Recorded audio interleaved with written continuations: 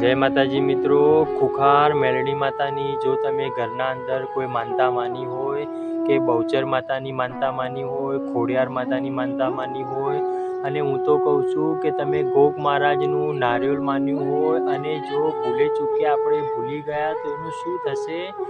મિત્રો, માતાજીની માનતા આપણે માનીએ છીએ અને જો નથી કરવા જતા તો એનાથી આપણને ખબર જ છે કે નાની મોટી તકલીફ આપણા ઘરના અંદર, આપણા જીવનના અંદર આવતી જ હોય છે. પણ આ વસ્તુ તો ખરેખર તમને યાદ જ નથી અને ભૂલી ગયા છો તો એનું શું પરિણામ આવશે અને એનો શું રસ્તો કાઢવો જોઈએ એના વિશે આજે આપણે જાણશું. તમે મારી ચેનલમાં નવા હોય તો ચેનલને સબસ્ક્રાઈબ કરી વિડીયોને લાઈક કરવાનું ના ભૂલતા. કમેન્ટના અંદર જય માતાજી, હર હર મહાદેવ જરૂર લખજો. ખુખાર મેલડી માતાને બધા લોકો થાળી નારિયેળની પ્રસાદી ઘરના અંદર કરતા હોય છે. ચિકોતર માતાને ઘણા ખરા લોકો ચોખાનું નિવેદ આપે છે અને ઘણા લોકો ચિકોતર માતાને પણ થાળી નારિયેળ આપતા હોય છે.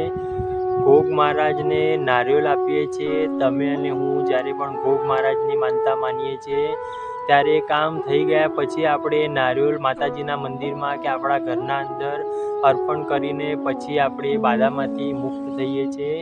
પણ મિત્રો, હું તમને જણાવી દઉં કે આપણા ઘરના અંદર સૌ પ્રથમ આપણી કુળની દેવીને યાદ કરવાની છે.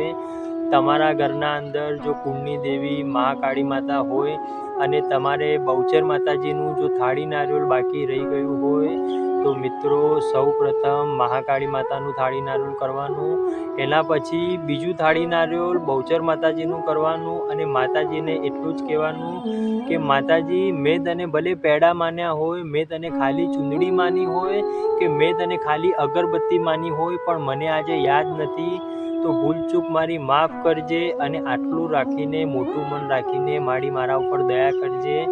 મિત્રો, ફોર એક્ઝામ્પલ કે તમારી કુળની દેવી મહાકાળી માતા છે અને તમે ગોગા મહારાજની કોઈ માનતા ભૂલી ગયા છો તો ગોગા મહારાજને જે આપણે નારિયેળ ચડાવીએ છીએ એ નારિયેળ તો એમને ચડાવવાનું જ છે, પણ એના પહેલાં આપણી કુળની દેવીનું થાળી નારિયેળ કરવાનું છે. કુળની દેવીને આગળ રાખવાનું કારણ એક જ છે કે માડી, અમે જે પણ કાર્ય કરીએ છીએ એ કાર્યના અંદર તું સહી કર, તું આગળ રહે અને તું આગળ રહીને મારું કાર્યના અંદર નિમિત્ત બનીને મારું કાર્ય સક્સેસ કર. મિત્રો, માતાજીની કે કોઈ ગોગા મહારાજની કે કોઈ મહાદેવની માનતા જો ભૂલી ગયા છો તો એનાથી કોઈ મોટું પ્રોબ્લેમ થવાની નથી, એનાથી કોઈ મોટું નુકસાન થવાનું નથી. એક વસ્તુ ખરેખર જાણી લો, માતાજી ક્યારે પોતાના દીકરાને દંડ ના આપે, માતાજી પોતાના દીકરાનું ક્યારે અહિત નથી કરતા. પણ ઘણીવાર તમારા અને મારા જીવનના અંદર એવું થતું હોય છે અને એવું બનતું પણ હોય છે કે આપણે કોઈ જગ્યાએ માનતા માની 1-2 વર્ષ પછી માનતા ભૂલી ગયા. ઘણા લોકોને ધામનું નામ યાદ હોય કે મેં અંબાજીના અંદર માતાજીનો ગરબો માન્યો હતો, અંબાજીના અંદર માન્યો હતો, પણ અંબાજીના અંદર ગરબો માન્યો હતો માતાજીનો કે અંબાજી મંદિરના અંદર મેં થાળી નારિયેળ માન્યું હતું કે અંબાજી મંદિરના અંદર મેં સોનાનું 17 માન્યું હતું. જો એ પણ વસ્તુ યાદ ના આવતી હોય તો ઘેર બેઠા આટલી માનતા ખરા ભાવથી જો તમે કરશો તો માતાજી તમારા ઉપર મિત્રો રાજી જ છે. જીત ગયા હશો કે કોઈ જગ્યાએ અગર તમારી માનતા કે કોઈ બાધા બાકી છે અને તમે ભૂલી ગયા છો તો તમે આ રીતે એનું સોલ્યુશન લાવી શકો છો. પણ કોઈ ભુવાજી તમને ખરેખર અંધશ્રદ્ધામાં લઈ જતા હોય અને એવું કહેતા હોય કે 5,000 રૂપિયા કે 10,000 રૂપિયા આપો, તમારી માતાજીનું મૂડો વાળવો પડશે, તમારી માતાજીના અંદરથી આટી છોડવી પડશે, તમારી બાધા કઈ છે એ માતાજીને પૂછવા માટે આટલો ખર્ચો થશે. તો મિત્રો, એવા અંધશ્રદ્ધામાં ના જતા, કેમ કે ઘરની દેવી, કુળની દેવી તમારી, માતાજી તમારા, બાધા તમારી. મિત્રો, તમારી કુળની દેવી કોઈ દિવસ પોતાના દીકરાનું અહિત ના કરે.